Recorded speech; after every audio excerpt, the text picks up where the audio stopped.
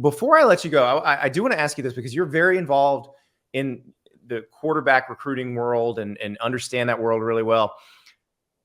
If I had told you when all of that stuff was going on with Jaden Rashada, when he's leaving Florida, when he's trying to figure out what he's going to do, that he's going to be a day one starter at a Power 5 school, true freshman, what would you have said? I would have said, God, I hope to God his head coach and offensive coordinator give a rip about who he is as a human versus what his arm can do. And I went out to Camp Tonazona, which is where Arizona State went for a few days in training camp. And I just wanted to observe him because I didn't call it in spring.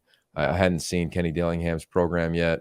And you're watching Drew Pine and Trenton Bourget running with the ones and twos. And as practice ended, I spent a bunch of time with Jaden Rashada because I was with him at Elite 11 when the rumor broke. I don't know if we know what. This is all the Miami stuff. The Miami deal. And, yeah. And I was there, and it was hard on him. And I was with Chris Peterson, who works with us at Elite 11 now, which is amazing. And we're there talking to Jaden on the side. And I remember asking him, I said, how are you going to manage all this? And the attention was something we've never seen, right? We've been there with Quinn Ewers, and he went viral first throw at Steve Clarkson's camp. We've been there when Christian Hackenberg and Penn State was there, but social media wasn't what it was. I mean, this was different than anything. And he said, I'm going to turn my phone off. And I remember we looked at him and said, okay, but you're going to have to find real tools to deal with this, because shutting it down and turning it off isn't a real tool.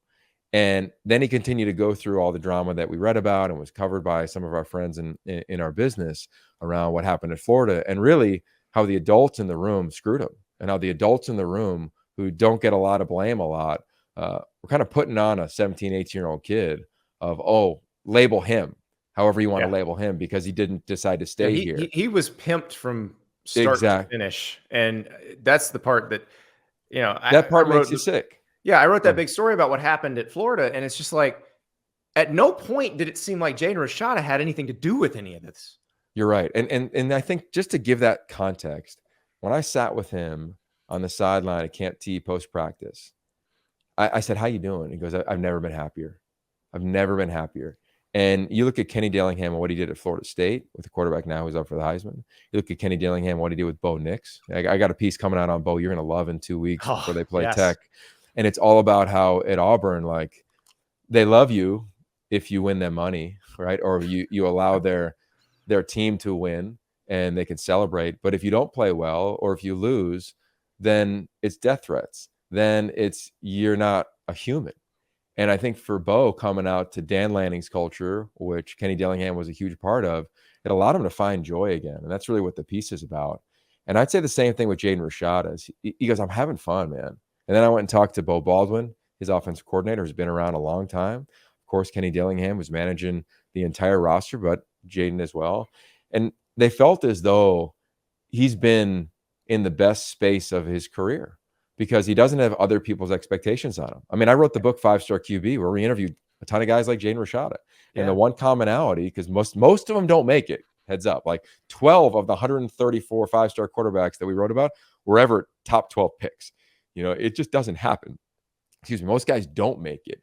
And a lot of times they don't make it because they struggle with managing other people's expectations. So I love that Kenny Dillingham and his staff attack that from day one.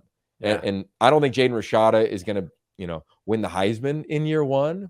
I think he's going to have a ton of ups and downs. This offensive line is trying to figure itself out. But I do think that he's in a system that's going to allow him to play free and have fun. And if he was at Florida, if he wasn't the starter right now and Graham Mertz beat him out, I bet people would be calling him a bust, a piece of whatever. Oh, it'd be awful. It'd be awful in the locker room. It'd be terrible with the fans. It would be awful. And that's why I wonder if what happened allowed him to say, you know what, screw all these other people. I don't need to worry about what they want.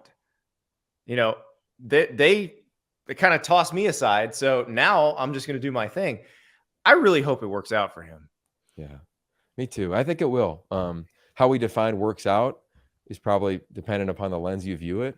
But I don't care if he's a first rounder. I'm talking about have fun in college and go be a successful human being. That's all that matters.